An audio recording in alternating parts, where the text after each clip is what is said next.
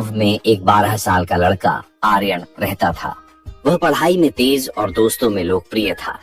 उसकी एक विशेष दोस्ती थी सिया से, जो उसके पड़ोस में रहती थी। सिया बहुत समझदार और बुद्धिमान थी और दोनों की दोस्ती गांव के दूसरे बच्चों के लिए मिसाल बन गई थी। एक दिन गांव में एक नया लड़का विक्रांत आया। वह शहर से था और नए माहौल में घुलने मिलने में कठिनाई महसूस कर रहा था। आर्यन और सिया ने उसे अपने साथ खेल में शामिल किया। शुरुआत में विक्रांत संकोच में था, लेकिन धीरे धीरे उसने आर्यन और सिया की दोस्ती का असर देखा और वह भी उनमें शामिल हो गया। आर्यन और सिया ने विक्रांत को अपने खेलों में शामिल किया। तीनों ने मिलकर खेलना शुरू किया और विक्रांत की मुस्कान वापस लौटने लगी। तीनों का समय हंसी मजाक में बीतने लगा। विक्रांत ने आर्यन और सिया को अपने शहरी जीवन के बारे में बताया, जिससे उनकी दोस्ती और मजबूत हुई। एक दिन गांव में एक बड़ा खेल प्रतियोगिता आयोजित हुआ। आर्यन ने सोचा कि वह और विक्रांत मिलकर क्रिकेट में भाग लेंगे, लेकिन सिया ने कहा, हमें सही तरीके से अभ्यास करना होगा। उन्होंने कई दिन तक अभ्यास किया। प्रतियोगिता के दिन आर्यन और विक्रांत ने पूरी मेहनत की, लेकिन मैच हार गए। आर्यन निराश हुआ, लेकिन सिया ने उसे समझाया, जीत और हार दोनों जीवन का हिस्सा हैं। महत्वपूर्ण है कि हमने साथ में खेला और कोशिश की। कुछ समय बाद विक्रांत ने गांव में एक समस्या देखी। गांव के बच्चे अक्सर पढ़ाई में कमजोर थे। विक्रांत ने आर्यन और सिया से कहा, हमें कुछ करना चाहिए। उन्होंने एक अध्ययन समूह बनाया, जिसमें वे बच्चों को पढ़ाने लगे। धीरे धीरे गांव के बच्चे पढ़ाई में अच्छा करने लगे। सभी ने उनकी मेहनत की सराहना की।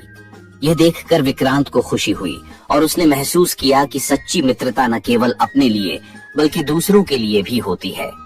एक दिन गांव में एक त्योहार आया। सभी बच्चे मिलकर तैयारी कर रहे थे।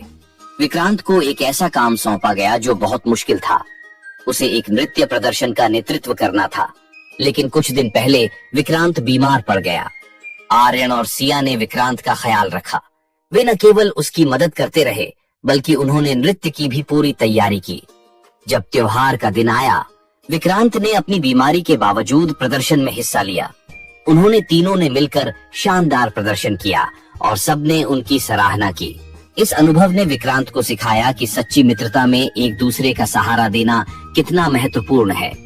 आर्यन और सिया ने उसे प्रेरित किया कि कठिनाइयों का सामना कैसे करना है।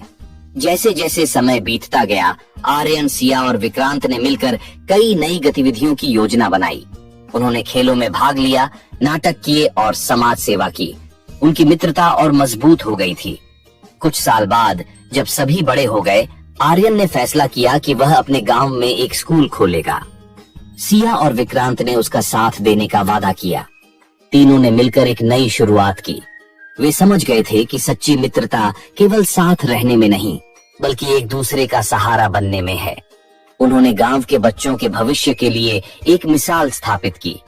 इस कहानी से यह सीखने को मिलता है कि सच्ची मित्रता का मतलब केवल मजे करना नहीं है, बल्कि मुश्किल समय में एक दूसरे का साथ देना है।